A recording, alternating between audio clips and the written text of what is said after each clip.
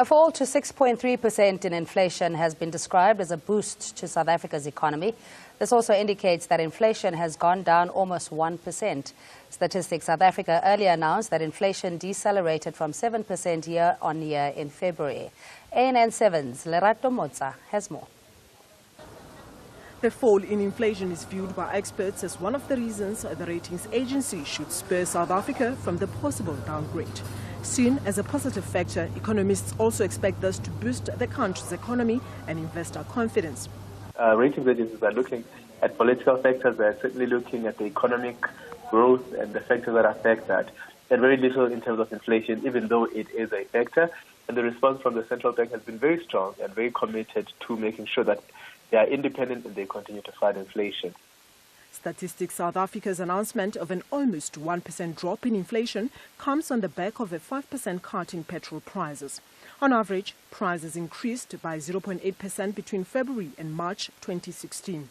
Statistically, it looks good as a number, but certainly in the feeling of people and really in terms of what we're trying to look at in terms of consumer prices, it's still high. And it's certainly still above that 6% upper limit.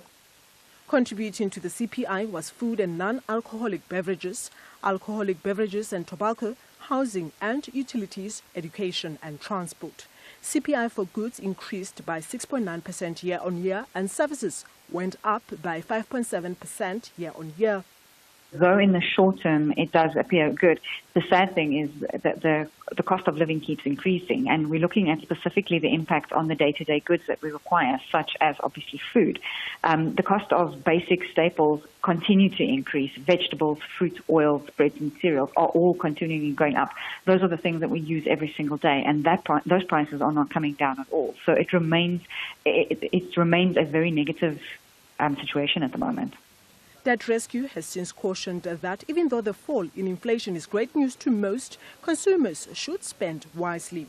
I think the most important that we at Debt Rescue are cautioning consumers is firstly, set up a budget and stick to it. Look at your bank statements for the past couple of months, see where your money is going, and try and see where you can make the necessary cuts to get back into a reasonable living expense budget.